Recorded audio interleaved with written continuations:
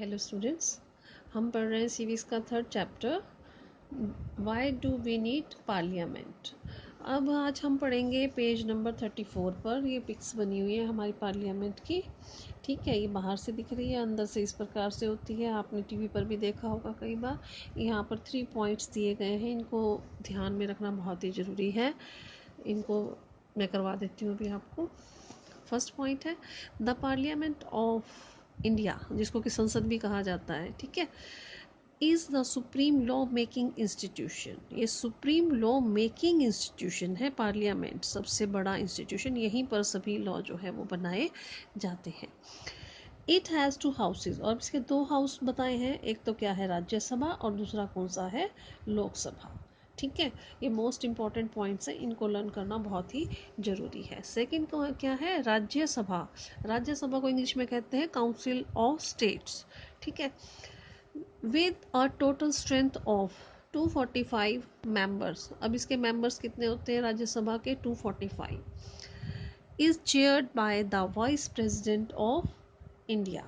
कौन चेयर करता है इसे, कौन हेड होता है इसके, अध्यक्ष कौन होते हैं इसके, वाइस प्रेसिडेंट जो है हमारे इंडिया के, वो राज्यसभा के मुख्य अध्यक्ष होते हैं, चेयर करते हैं, इसे चेयर करते हैं। अब लोकसभा, थर्ड पॉइंट, जिसे कि हाउस ऑफ पीपल भी कहा गया है, with the total membership of 545। अब इसके टोटल मेंबर कितने होते हैं, 545। ठीक है, is presided over by the speaker, जिसको कौन चलाता है, स्पीकर, जो कहते हैं ना, कंट्रोल करते हैं, बैठ जाओ अब आप बोलो मत फाल ज़्यादा, ठीक है, अपनी जगह पे बैठ जाओ, तो इस तरह से वो स्पीकर है। ठीक है, तो ये आपको 3 पॉइंट याद करने हैं main.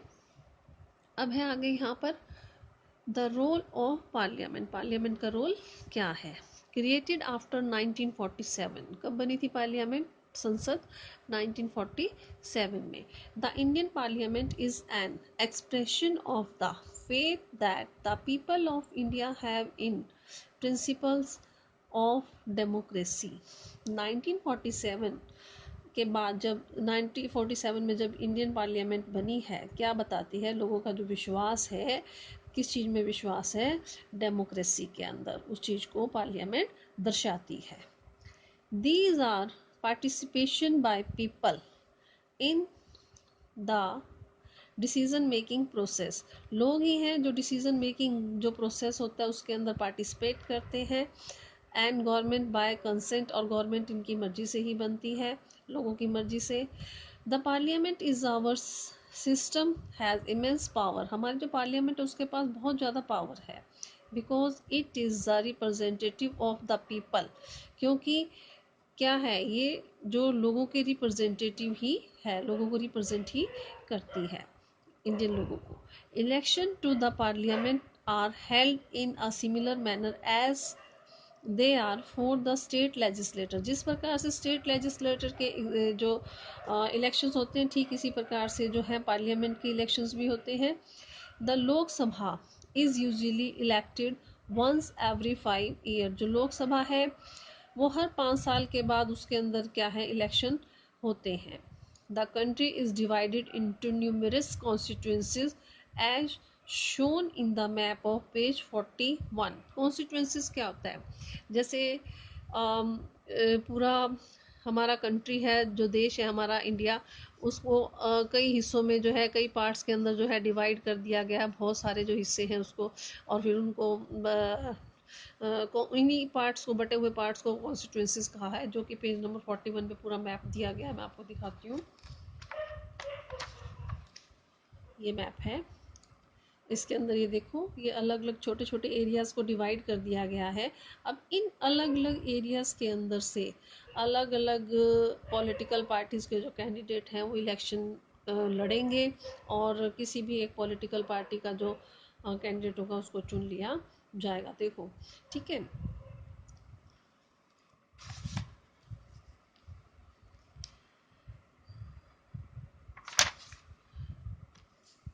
Each of these constituencies elects 1 person to the parliament. इन सभी कॉन्स्टिट्यूंसीज से, अब कॉन्स्टिट्यूंसीज आपको पता लग गया क्या है, जो एरिया को डिवाइड किया जाता है, जहाँ से किसी कैंडिडेट को चुना जाता है, एक कैंडिडेट को तो वहाँ से क्या है, हर कॉन्स्टिट्यूंसी से एक व्यक्ति को पार्लियामेंट के लिए चुना जाता है।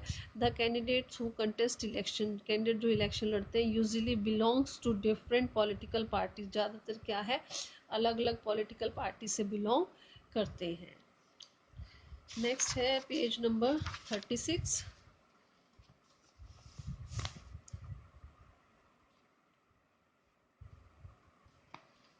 Once elected this candidate became members of parliament और एमपी। जब एक बार इन ये जो कैंडिडेट है इनको चुन लिया जाता है तो ये एमपीज बन जाते हैं। तो एमपीज की फुल फॉर्म क्या है, member of parliament. These MPs together make up the parliament, और ये एमपीज मिलकर क्या है पार्लियामेंट बनाते हैं। Once elections to the parliament have taken place, जब एक बार इलेक्शन हो जाते हैं पार्लियामेंट के, the parliament need to perform the following function. तो पार्लियामेंट को जो ये काम दिए गए ना नीचे, ये काम करने होते हैं। तो अब ए पढ़ते हैं पहले। पार्लियामेंट का पहला काम क्या है, to select the national government. सबसे पहले नेशनल गवर्नमेंट जो पूरे देश की गवर्नमेंट होती है उसको सिलेक्ट करना, पहला काम पार्लियामेंट का ये है।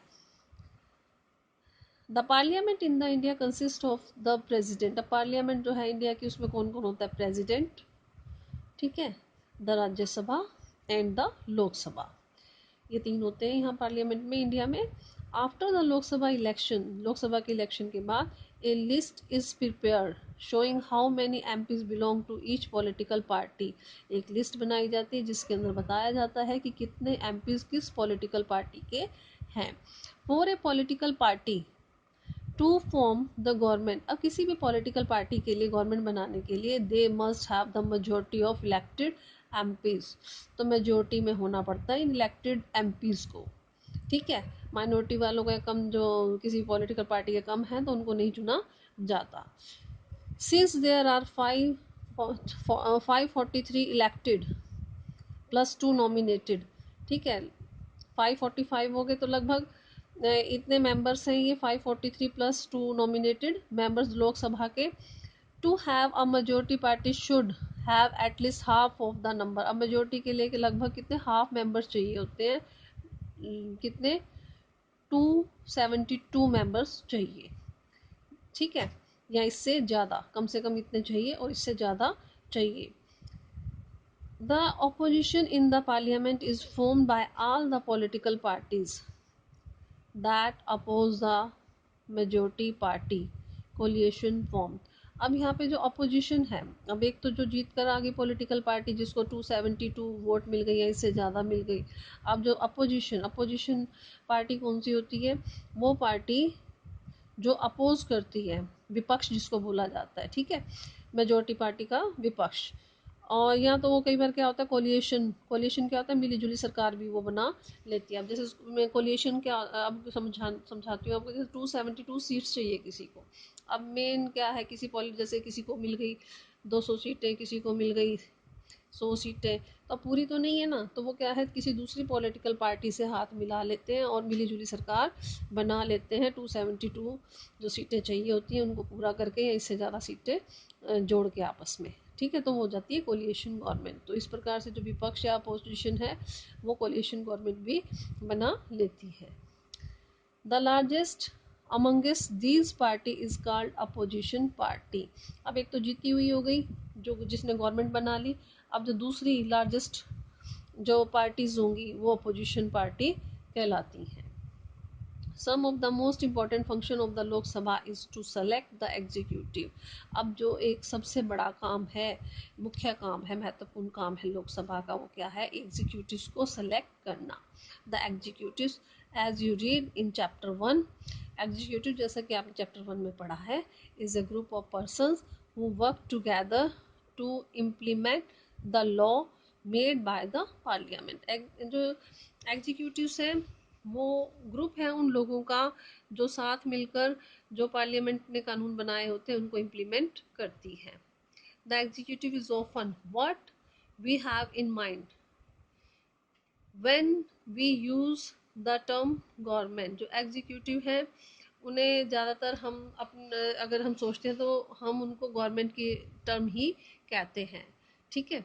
The prime minister of India is the leader of the ruling party in the Lok Sabha. जो प्राइम मिनिस्टर है इंडिया के वो लीडर होते हैं रूलिंग पार्टी के लोकसभा में, from the MPs who belong to her party. जो एमपीज हैं जो उसकी पार्टी के होते हैं, the prime minister select minister, उसी में से प्राइम मिनिस्टर जो है अपनी पार्टी के जो है एमपीज उन्हीं को ही मिनिस्टर बनाते हैं, टू वर्क विद हर, जो उसके साथ काम करे सके, टू इम्प्लीमेंट डिसीजन, जो डिसीजन वो लेते हैं उनको इम्प्लीमेंट करने के लिए।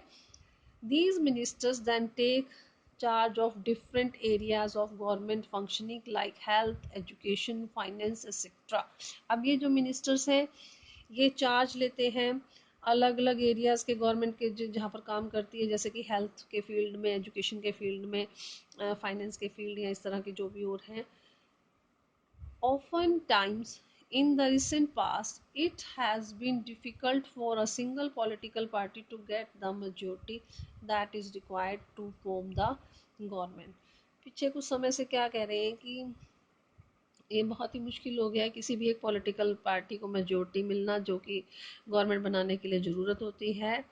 दे then join together with different political parties, वो इसके बाद क्या करते हैं, जुड़ जाते हैं और दूसरी पॉलिटिकल पार्टीज़ के साथ, who are interested in similar, जो सेम इसी तरह से चाहती हैं सत्ता में आना या गवर्नमेंट बनाना, concern to form what know as a coalition government. अब इसे क्या कहा जाता है, कोलिएशन गवर्नमेंट कहा जाता है। ठीक है, जब दो अलग अलग पॉलिटिकल पार्टीज मिल जाती हैं, हाथ मिला लेती हैं आपस में, तो और मिलजुल कर सरकार बनाती हैं, उसे कोलिएशन गवर्नमेंट कहा जाता है। Next page number 37। The Rajya Sabha functions primarily as the representative of the state of India in the parliament। अब जो राज्यसभा है ये काम करती है रिप्रेजेंटेटिव्स के तौर पर स्टेट के इंडिया के अंदर पार्लियामेंट में।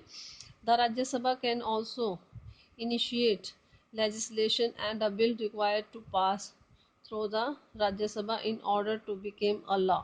अब जो राज्यसभा है ये जितने भी बिल हैं उनको पास करती है वहाँ पर राज्यसभा के अंदर, जो बाद में क्या है कानून बन जाते हैं। कानून बनाने के लिए it therefore has an important role of reviewing and altering the law initiated by the Lok Sabha. जो लोकसभा के द्वारा जो भी कानून बनाए जाते हैं उनमें जो भी चेंजेस बदलाव लाने हैं वो इनके अंदर लेकर आती हैं जो भी ज़रूरत होती है। The members of the Rajya Sabha are elected by the elected members of legislative assembly. जो राज्यसभा के जो मेंबर्स हैं उनको कैसे इलेक्टेड किया जाता है, जो लेजिस्लेटिव असेंबली के मेंबर्स हैं जो अलग अलग स्टेट्स के होते हैं उनके द्वारा। There are 233 elected members plus 12 members nominated by the president. यहाँ पर 233 तो इलेक्टेड मेंबर्स होते हैं और 12 मेंबर ऐसे होते हैं जिसको कि प्रेसिडेंट के द्वारा नॉमिनेट किया जाता है। आज इतना ही पढ़ेंगे और यहाँ तक अगर कोई प्रॉब्लम हो तो मुझसे पूछ लेना।